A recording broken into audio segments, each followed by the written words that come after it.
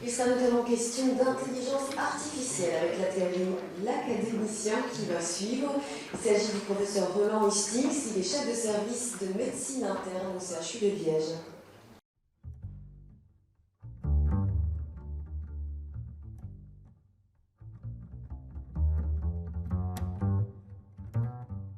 Premier amour, c'est la médecine interne. Et la médecine interne est composée de nombreuses branches, les branches les plus connues, la cardiologie, la pneumologie. Et moi, j'étais parti vers la rhumatologie. Et il se fait que, dans mon année, personne n'a été repris en rhumatologie. Et donc, au dernier moment, je me suis rabattu sur une petite discipline tout à fait méconnue, mais néanmoins, dans la famille de la médecine interne, c'est la médecine nucléaire.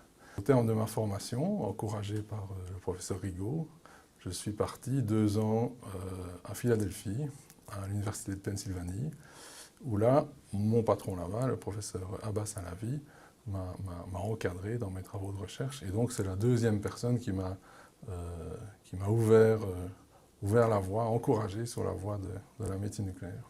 Ah, ça m'a plus que servi, ça a été formidablement formateur, à tout point de vue. Sur un plan professionnel, un milieu comme celui que j'ai pu côtoyer, donc l'université de Pennsylvanie, était incroyablement riche. Riche sur un plan scientifique, sur un plan médical et également sur un plan culturel. Le métier de médecin universitaire, on est tous médecins, qu'on soit privé ou académique. Donc c'est la première motivation, bah, c'est s'occuper des malades, s'occuper des patients. Mais les deux dimensions qui viennent supporter la médecine académique, c'est évidemment l'enseignement et la recherche. La recherche, dans un domaine comme la médecine nucléaire, qui est extrêmement divers, extrêmement changeant, ça c'est passionnant. Ça c'est passionnant parce ça part dans tous les sens, c'est sans cesse renouvelé. Ça c'est magique. Moi, c'est pour ça que je suis là. C'est pour l'association de la recherche à la médecine. Ben, j'y travaille, hein, ça fait partie de mes nouveaux axes de recherche. Et par conséquent, oui, ça me fait peur, bien entendu, puisque je sais ce qu'il y a derrière. Imaginer une intelligence artificielle totalement bénigne et bienveillante serait naïf. Les capacités de l'intelligence artificielle sont immenses, immenses. Et par conséquent, il va falloir très très sérieusement encadrer ce domaine de recherche. Le défi, moi je vois un défi évident, alors je suis désolé, c'est un sujet bateau, mais c'est le défi environnemental. Moi je ne vois pas, je vois pas comment on va s'en sortir, pour être franc. Oui, je suis marié, j'ai 3 enfants, 2 filles, un garçon. Mon aîné est prof de français. Et elle part dans 2 semaines pour 6 mois en Amérique du Sud. Et les 2 autres sont toujours aux études. Je lis beaucoup, des romans, des essais. Et puis mes amis, je dirais. J'essaye de passer un maximum de temps avec des amis. J'ai un cercle d'amis qui n'a strictement rien à voir avec la médecine. Et ils sont formidablement importants pour moi. Ce qui est important pour moi, c'est d'avoir la capacité de tenter de s'épanouir. En tout cas, la capacité d'agir et de construire, de contribuer à construire son propre avenir. Donc être acteur de sa vie plutôt que spectateur ou passager d'un train. Donc voilà, moi c'est ce qui m'importe le plus, je dirais. Alors l'académie, c'est un organe extrêmement important et plus le temps passe, plus il devient important. C'est un organe qui doit amener de la rationalité dans le débat, qui doit amener de l'intelligence dans le débat, qui doit être imperméable à toutes les pollutions extérieures.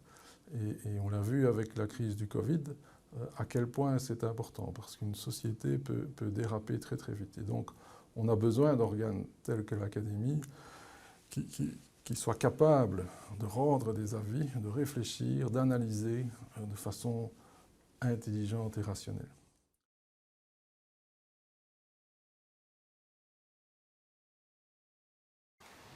Le professeur Roland Hastings, il est diplômé de l'Université de Liège en 1992, docteur en sciences médicales en 2000, agrégé de l'enseignement supérieur en 2003.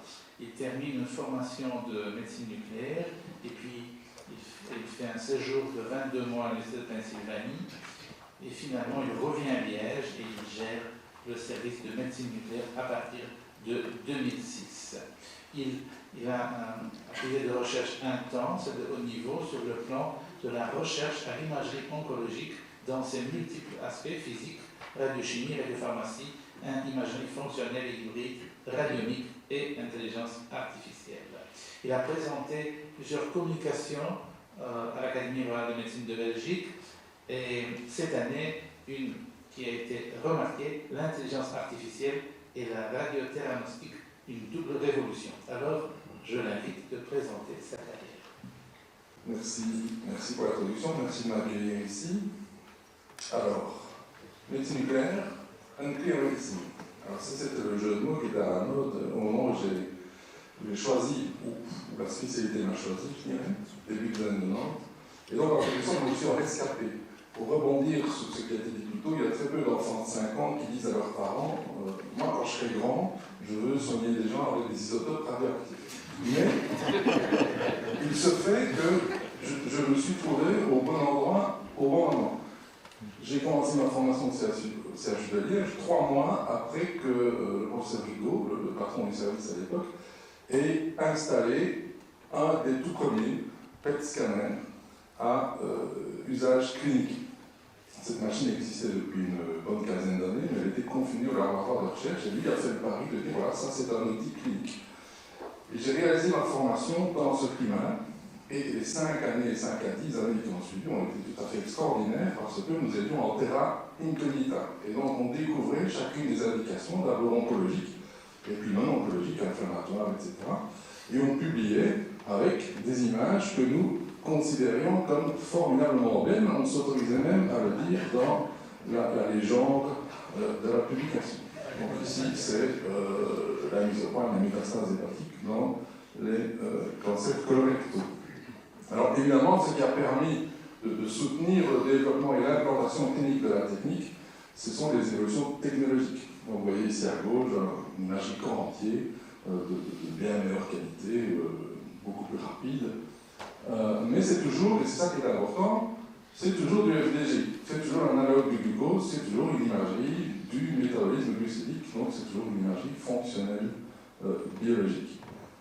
Un autre axe extrêmement important et qui m'intéresse de plus en plus, c'est le versant thérapeutique de la médecine nucléaire. Et ici, on est en pleine action interdisciplinaire. J'ai choisi d'illustrer ici le traitement de l'hépatocarcinome par radioembolisation intrahépatique. Et on voit au-dessus, c'est évidemment le radiologue interventionnel qui réalise le geste de cathétérisme.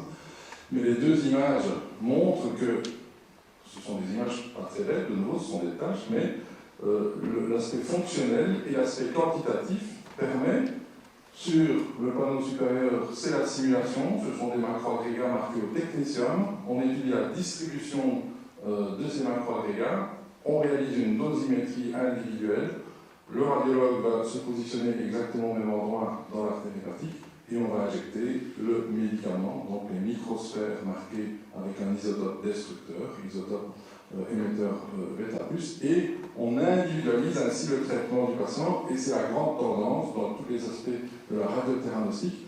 Et ici, cet article simplement montre qu'on peut prédire, avec une marge d'erreur tout à fait acceptable, la dose ici au facin, et comme vous le savez, en radiothérapie, la relation dose-effet est tout à fait fondamentale.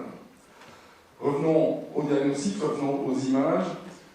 La médecine nucléaire, comme la radiologie, c'est d'abord une interprétation visuelle, mais s'agissant de phénomènes biologiques, on essaie toujours de les quantifier. Ici, au début, là j'étais toujours à Philadelphie, on essaie de mettre en relation la quantification absolue, on a la capacité de mesurer la consommation de glucose par les tissus, donc en millimoles de glucose par gramme de tissu et par unité de temps, et on essaye de corréler avec des métriques, des paramètres plus simples d'utilisation en clinique. Petite parenthèse, vous voyez que le titre de l'article, il y a un point d'interrogation à la fin. En général, quand on fait ça, c'est que la réponse est négative. J'ai eu quand même le privilège, je vois ça comme un privilège, de publier pas mal de résultats négatifs, et on ne peut que regretter la tendance actuelle qui consiste à renforcer le biais de publication. C'est devenu de plus en plus difficile de publier des résultats négatifs qui pourtant sont, je pense, importants au progrès de la connaissance scientifique et médicale.